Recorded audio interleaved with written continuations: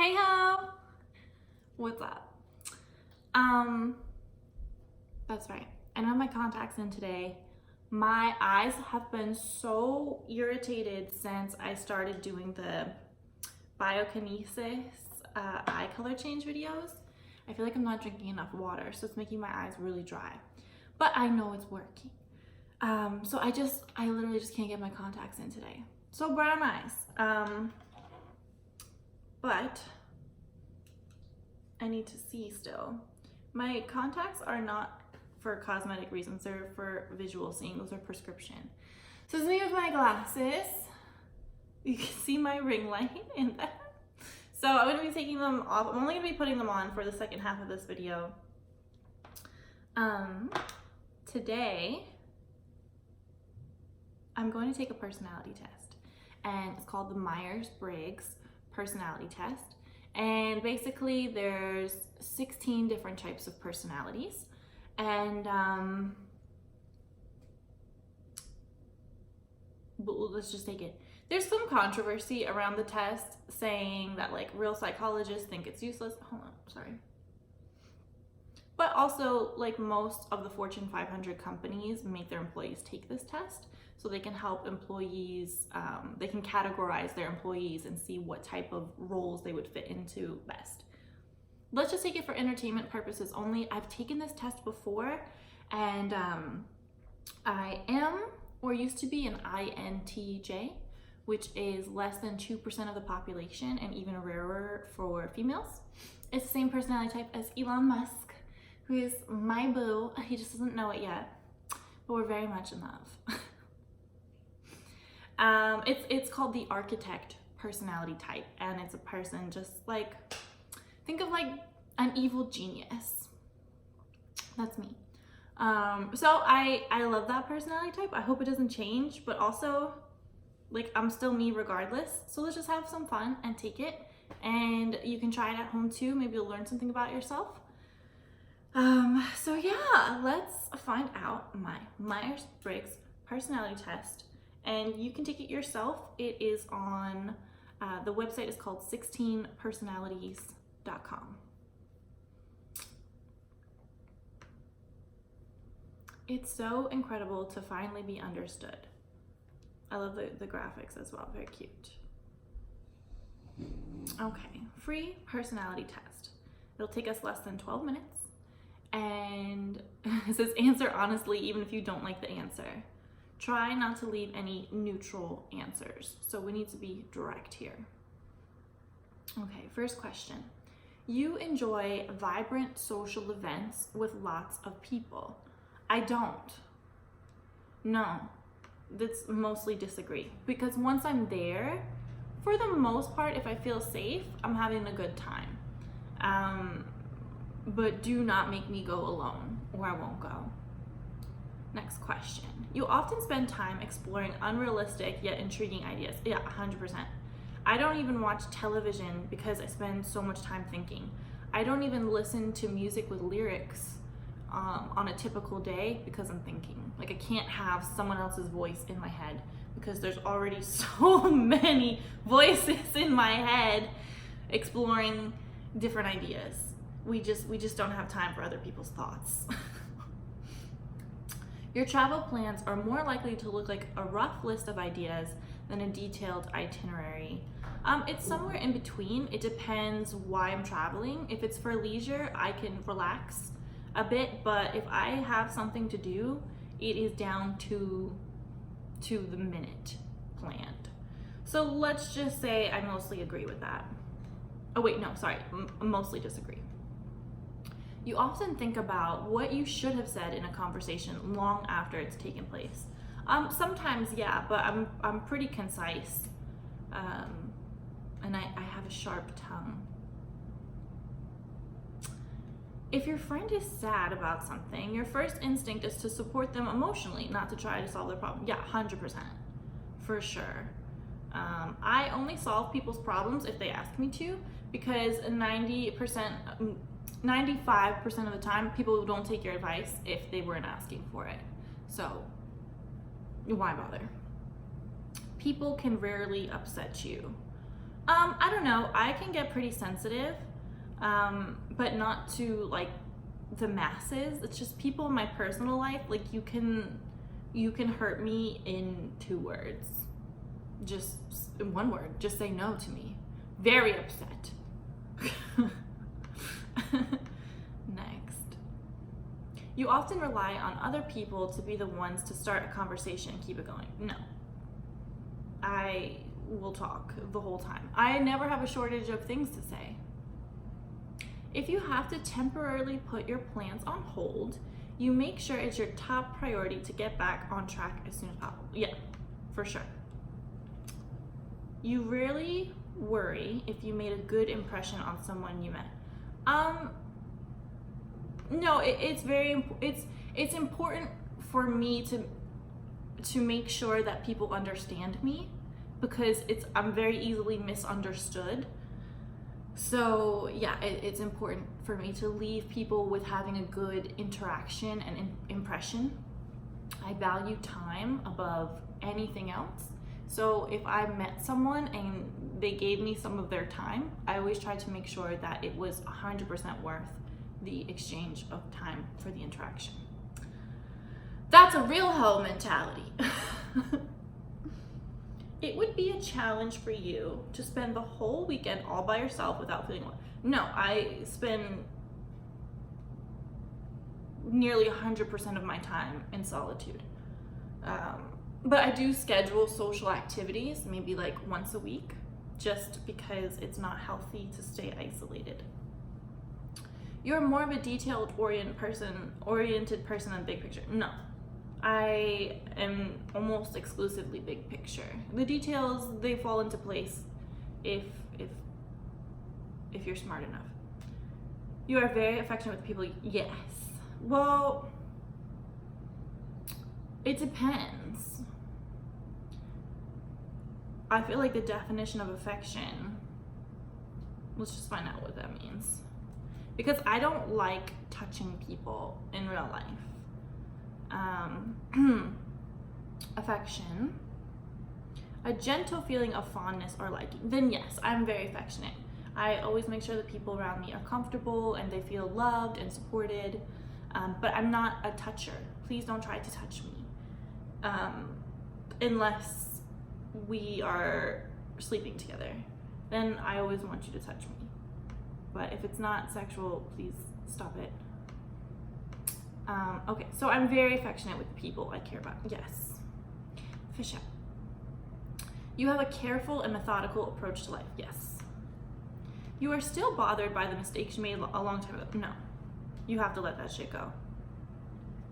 At parties and similar events, you can mostly be found farther away from the action. Yeah, I would mostly agree to that. By default, I'm reserved.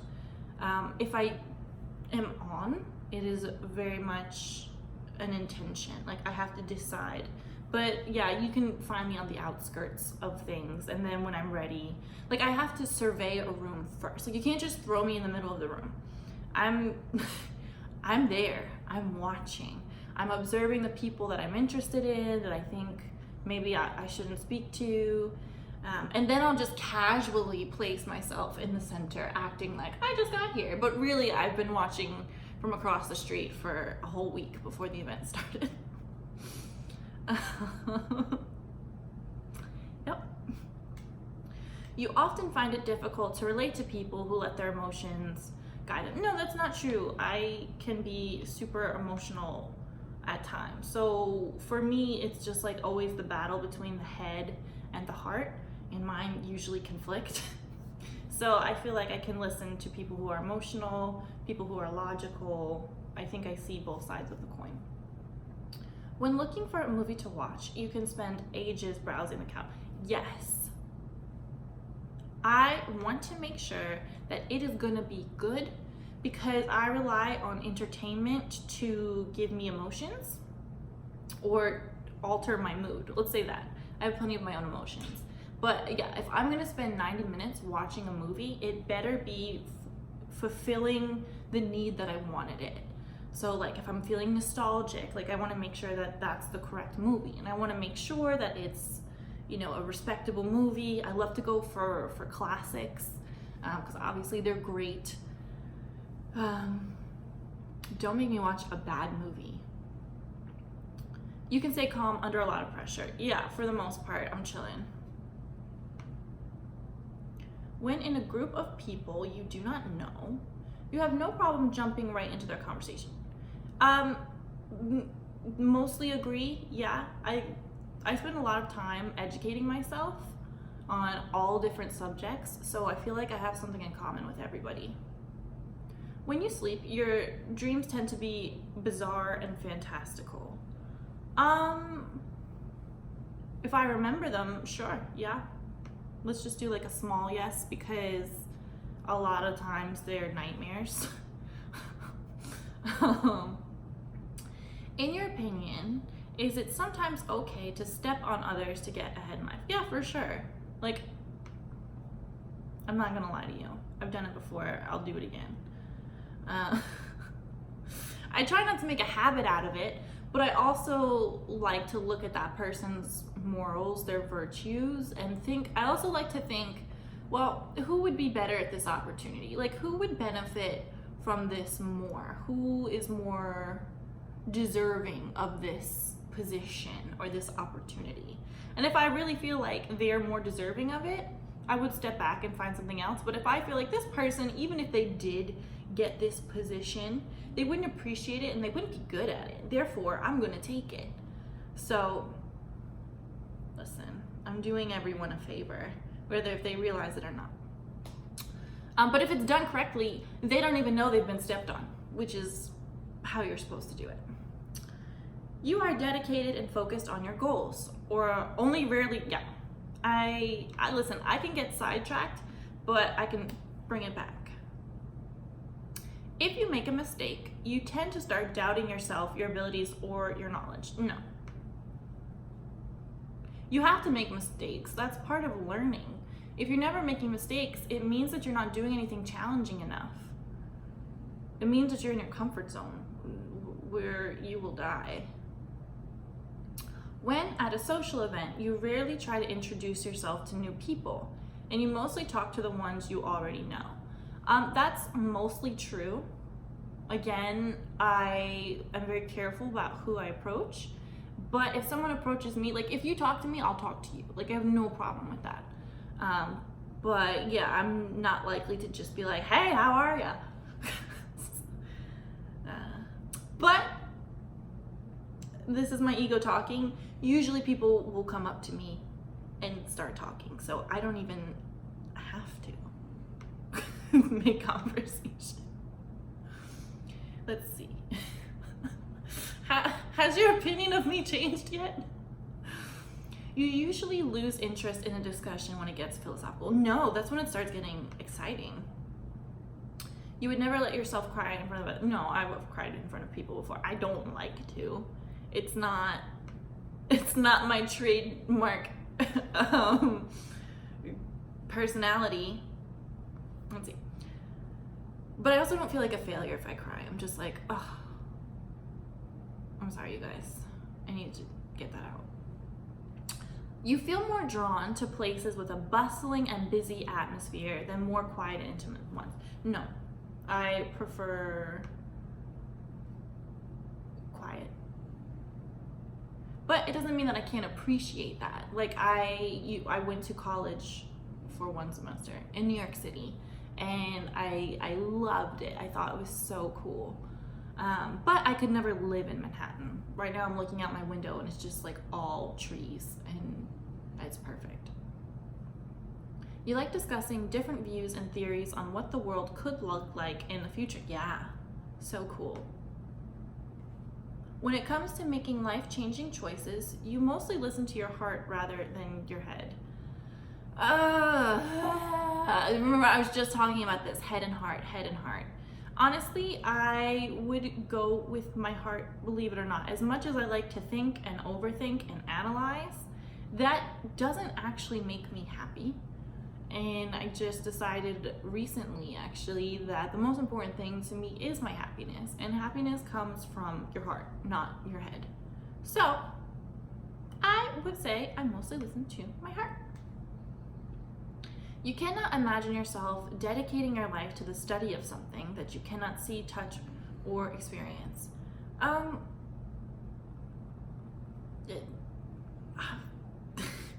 don't know. I don't know. I mean, isn't that what I'm doing now?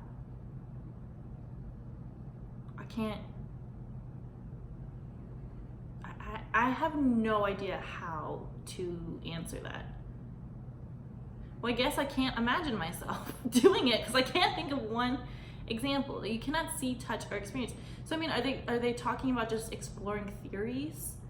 Like I'm just thinking of NASA, just exploring theories. Yeah, I guess I couldn't imagine myself doing that. Yeah, agree. Next, you usually prefer to get your revenge rather than forgive. No, that is not a good look.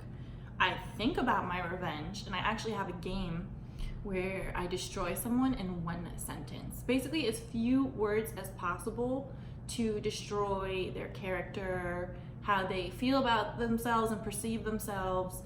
I don't ever say it to them.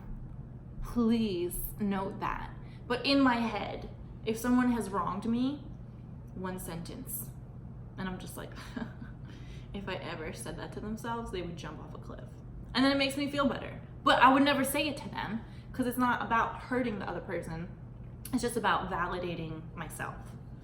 And you don't need to seek revenge to have the satisfaction of knowing that you could do it.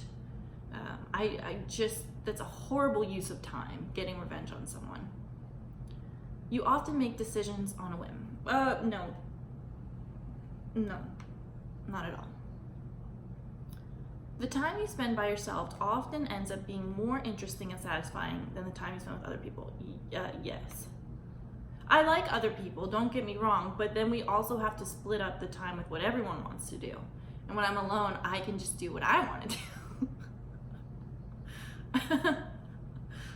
You often put special effort into interpreting the real meaning or the message of a song or movie. No, those are for entertainment purposes. And that's someone else's work. Like, who am I to decide how someone arrives at that process? I mean, like, I'm sure I could, but for me, entertainment is just not that deep. You always know exactly what you want. Yes. You rarely think back on the choices you've made and wonder what you could have done differently. For learning purposes, yes, but it's not coming from a place of regret. It's coming from a place of, hey, like, that wasn't great. Let's make sure we don't do it again. Okay, let's dissect what happened. Yeah, so no, I think about that stuff a lot. When in a public place, you usually stick to quieter and less crowded areas. Agree. You tend to focus on present realities rather than future possibilities. I mean, yes, because the present is all we have, but I do try to make sure that my present actions will positively affect my future. So I kind of have them together, but I do put more emphasis on right now, because that's technically all we have. So yes, agree. It's also not good to live in other time periods. It's not good to live in the past, and it's not good to live in the future. So you often have a hard time understanding other people's feelings. No, I think I'm very empathetic. When starting to work on a project, you prefer to make as many decisions up front as possible. What is the context of that? Like, you have to make so many decisions just to get to beginning working on something. But I mean, sure, I guess if I have the option to decide everything before it even begins, sure. Yeah. When you know someone thinks highly of you, you also wonder how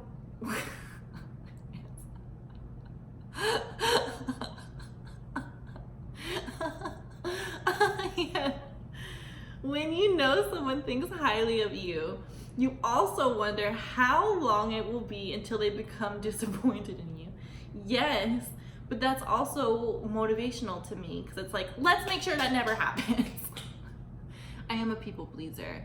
With everything that I've said, ultimately, I get a lot of satisfaction out of other people being satisfied. But I believe that I can completely satisfy others while satisfying myself in the process. You feel comfortable just walking up to someone you find interesting and striking up a conversation. If I had to, if they were that interesting, yeah, for sure. You often drift away into daydreaming about various ideas or scenarios. Not any more than I need to. You look after yourself first and others come in second. That's only recently true. I have spent most of my life making sacrifice for other people because I didn't value myself, but then I've learned that I have to put myself first if I want to help anyone at all. So, yeah. But I don't blatantly disregard the concerns of other people either. Let's see. Even when you have planned a particular daily routine, you usually just end up doing what you feel like at any given moment. No, that's not true. I try to get as much stuff done as possible, and then if I'm feeling unhappy, then I'll just wing it. So a small disagree on that. Your mood can change very quickly. It's true. It can totally flip.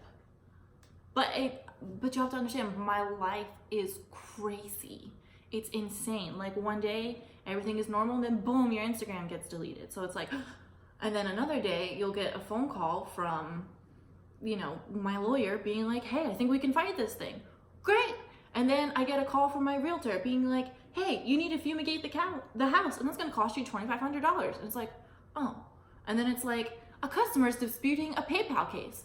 Oh. And then it's like, my best friend calls me, hey, do you wanna go get lunch? Okay. Like, my life is a roller coaster. So I just react to it accordingly. You often contemplate the reasons for human existing or the meaning of, no, I gave up on that. Life doesn't mean anything. Sorry, spoiler alert, life means nothing. You literally have to choose to give yourself a purpose, because it's not going to just show up and be like, aha, you've reached a certain level of nirvana. This is what it's all about. It's completely up to you. You have to take control of your life. Now, I am very spiritual, and I do believe in ancestors, spirit guides, to assist you in whatever your life's mission ends up being. And I think you can use spirituality to get closer to finding your life's purpose.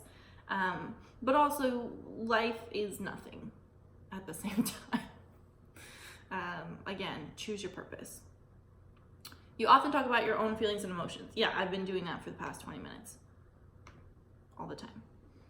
You have a detailed education or career development plan stretching several years in career development. Yeah, for sure. You rarely dwell on your regrets. Rarely, but I have some regrets in life that I think about. If I'm in a dark place, I'll be like, damn.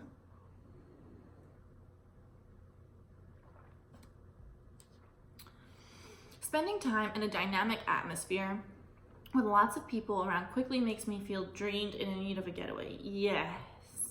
My energy, I feel like it's not expendable. Like it can completely, it has to regenerate when I'm alone. I feel like every time I interact with someone, they take a piece of me. I can get it back, but I need to be alone. You see yourself as more of a realist than a visionary. No, I think I'm a visionary. I have very grand ideas for the world. You find it easy to, but I am realistic as well. That's why we did medium disagree. You find it easy to empathize with a person who's gone through something you never have. Yeah, I try really hard to see the human experience through eyes that are not my own. Your personal work style is closer to spontaneous bursts of energy than organized and consistent efforts. No, I slightly disagree, but I need both because I am a creative person and those are the spontaneous bursts of creativity and ideas. But then to actually execute those things, I need to be organized and consistent. So,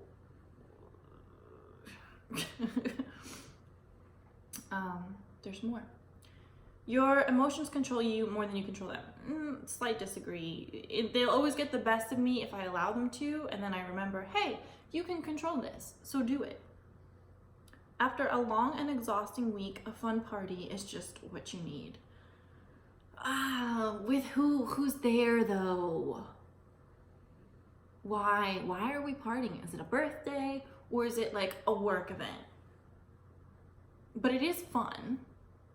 So if it's a fun party, then sure, I would want to go. But it has to be actually fun. Everything is teetering on the word fun. You frequently find yourself wondering how technological advancement could change everyday life. Yeah, but not more than a few times a day do I think about that. You always consider how your actions might affect other people before doing something. For sure, yeah. I mean, I have people that depend on me in more ways than one. So everything I do affects everyone around me. You have to. You still honor the commitments you have made, even if you had a change of heart. Yeah, for sure. Sucks, but I am a woman of my word. You rarely feel insecure. Yes. Sorry. Okay. INFJ-A. Okay, so I changed a little bit. Okay. So I used to be an INTJ and now I'm an INFJ. Okay. This is like a lot. Okay, so let's just start reading. Let's see, introduction. Treat people as if they were what they ought to be, and you help them become what they are capable of being. Oh yeah, that sounds like me. The advocate personality type is very rare, making up less than 1% of the population. Oh wow. But they nonetheless leave their mark on the world. Advocates have an inborn sense of idealism and morality, but what sets them apart is they are not idle dreamers, but people capable of taking concrete steps to realize their goals and make a lasting positive impact. They tend to see helping others as their purpose in life, but while people with this personality type can be found engaging rescue efforts and doing charity work, their real passion is to get to the heart of the issue so people need not be rescued at all. Yeah. That's like literally what I do. Yeah, I teach people how to take care of themselves. Oh my God. Well, help me help you. Advocates indeed share a unique combination of traits. Though soft-spoken, they have very strong opinions and will fight tirelessly for an idea they believe in. They are decisive and strong-willed, but will rarely use that energy for personal gain. Advocates will act with creativity, imagination, conviction, and sensitivity, not to create advantage, but to create balance.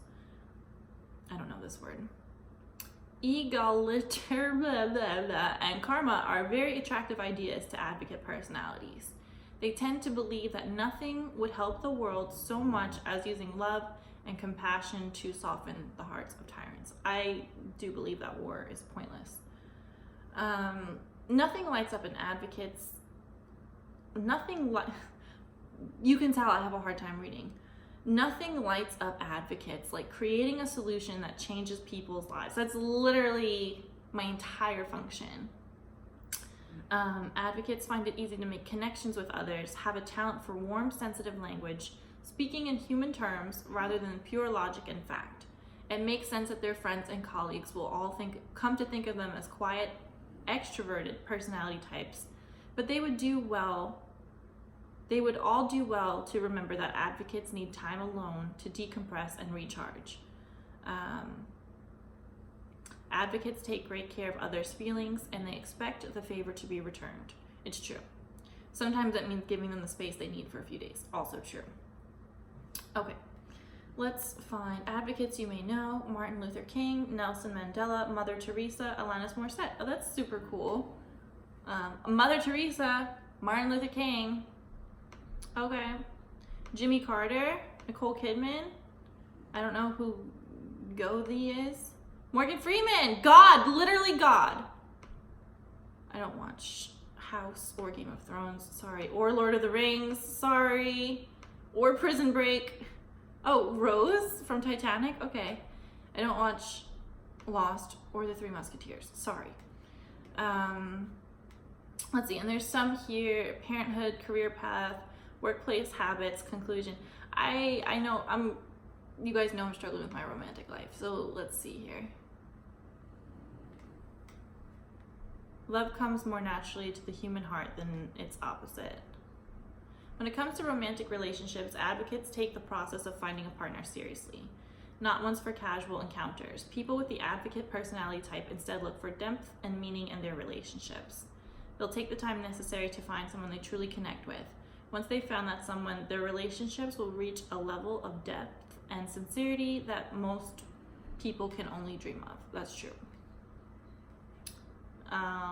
Blah, blah, blah. Strengths and weaknesses. All right. Let's find out my weaknesses. I know my strengths. Okay, weakness. I'm sensitive, extremely private, perfectionist. I'm not a perfectionist.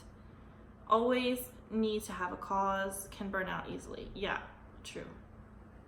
I'm not a perfectionist though. I believe in getting product to market as quickly as possible and then going back and tweaking things.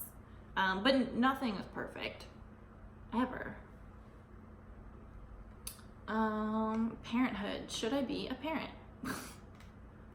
My instinct is to protect my children from pain, but adversity is often the thing that gives us character and backbone. Yep, I've always struggled with that. Like even with mentoring, I'm like, should I let this person screw up right now?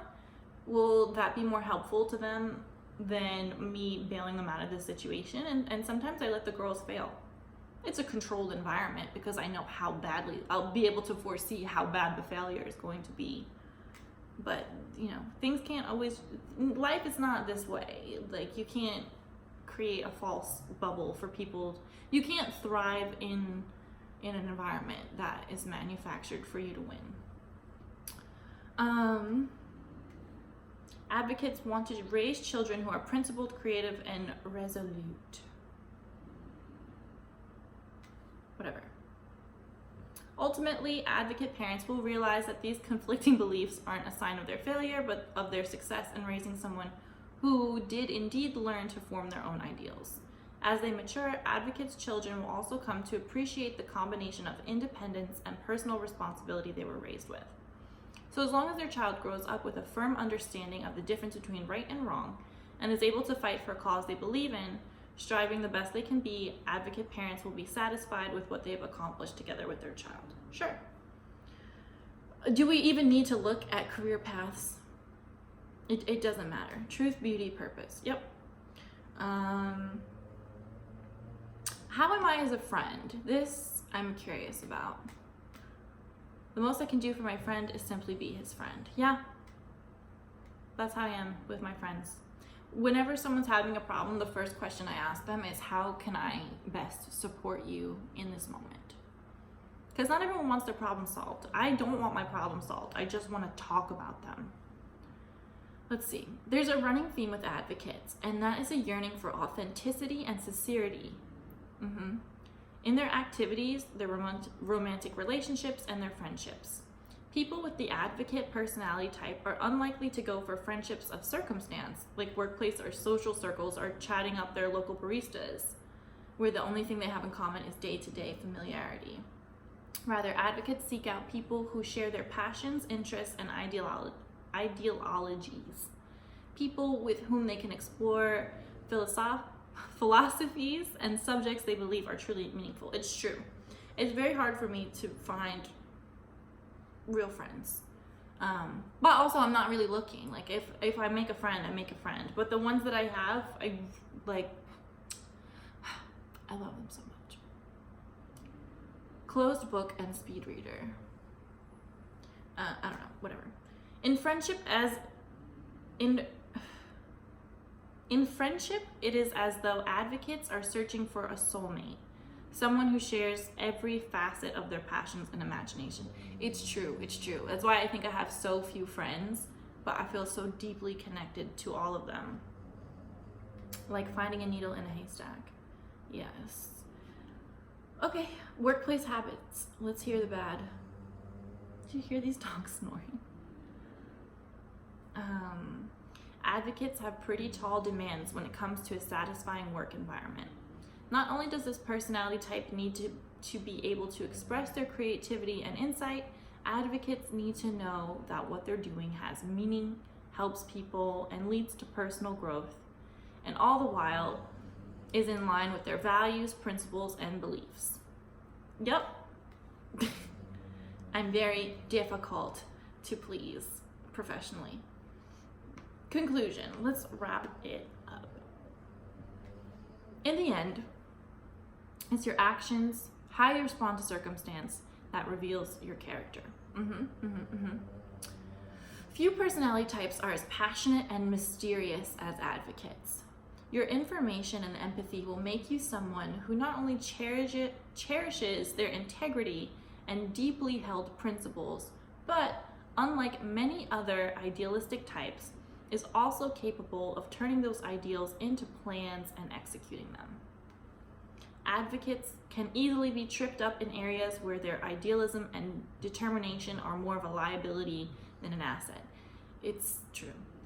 Whether it is navigating interpersonal conflicts, confronting unpleasant facts, pursuing self-realization, or finding a career path that aligns well with your inner core, you may face numerous challenges that at times can even make you question who you really are.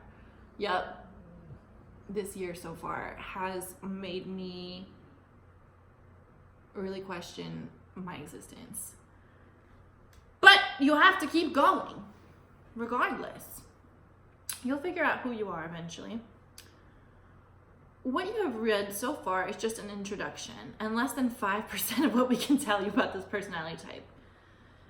Okay, and I'm sure now they're just trying to sell me something at this point. So there you go. I am an INFJ, which is an advocate personality type. So that has changed from INTJ, which I was about a year and a half or 2 years ago, whenever I took it last. Cool. So my personality type has gotten even rarer. All right, guys, I hope this was interesting. Go to 16personalities.com, link in the description, and let me know what your personality type is. Okay, love you. Bye.